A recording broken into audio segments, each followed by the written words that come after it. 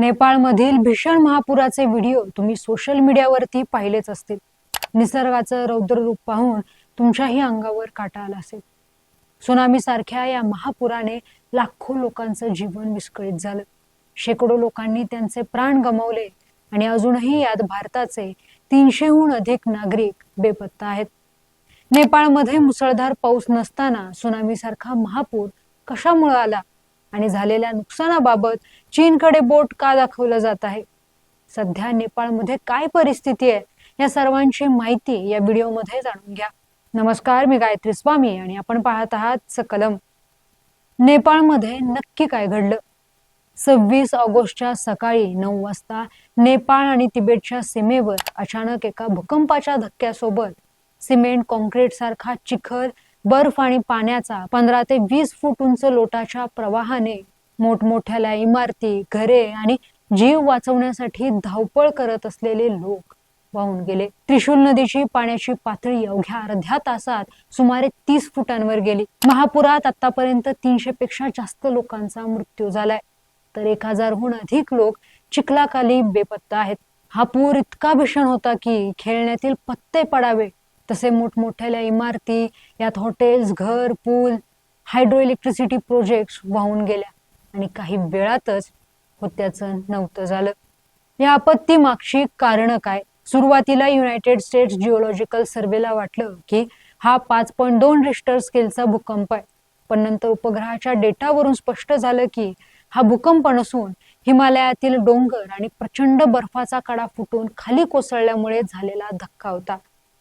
पर्यावरण तज्ञांच्या मते गेल्या काही वर्षात, विशेषतः 2000 सालापासून जागतिक हवामान बदलामुळे हिमालयातील हिमनद्या वितळण्याचा वेग दुप्पट झालाय।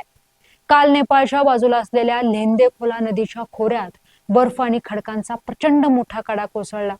या कड्याने नदीचा प्रवाह रोखला आणि काही मिनिटातच पाण्याचं नैसर्गिक धरण फुटून लिक्विड कॉन्क्रीट सारखा चिखल आणि पाणी खाली वसलेल्या शहरांवर आदळले।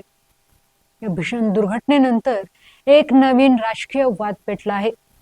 नेपाळमधील काही स्थानिक यंत्रणांनी असा दावा केलाय की चीनच्या बाजूला असलेल्या एका डॅम कोलॅप्समुळे ही आपत्ती ओढवली आणि चीनने वेळेवर पूर्वसूचना न दिल्यामुळे ही एवढी जीवितहानी झाली। मात्र चीनने हा आरोप पूर्णपणे फेटाळून लावले आहेत। नेपाळमधील चीनी दूतावासाने हा दावा फेक न्यूज असल्याचे सांगत स्पष्ट केले की हा अपघात नेपाळच्या बाजूला हिमनदी कोसळल्यामुळेच झाला आहे।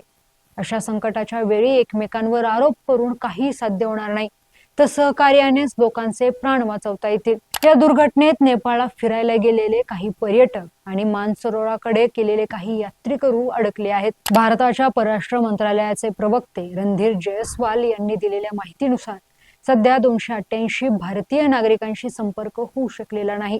यामध्ये कैलास मानसरोवर यात्रेसाठी गेलेले तमिळनाडू, पश्चिम बंगाल आणि केरळचे भाविक तसेच त्रिशूली 1 पॉवर प्रोजेक्टवर काम करणाऱ्या कर्मचाऱ्यांचाही समावेश आहे।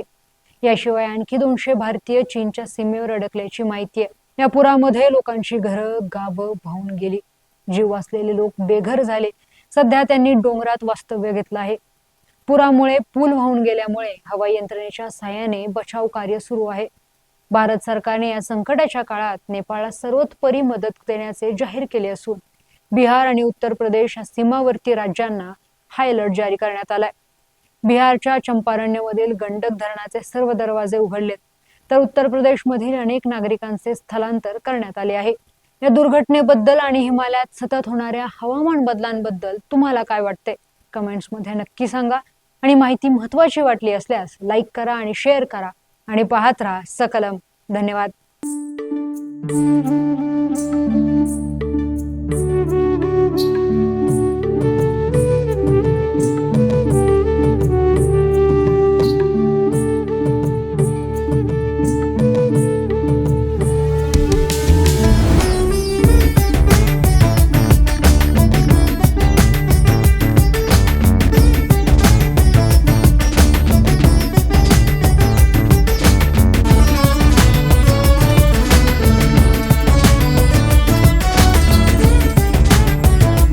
जुन्या कोल्हापूरची परंपरा, नव्या कोल्हापूरची पसंती। Chandraroop cloth stores, Lakshmi road, Kolhapur.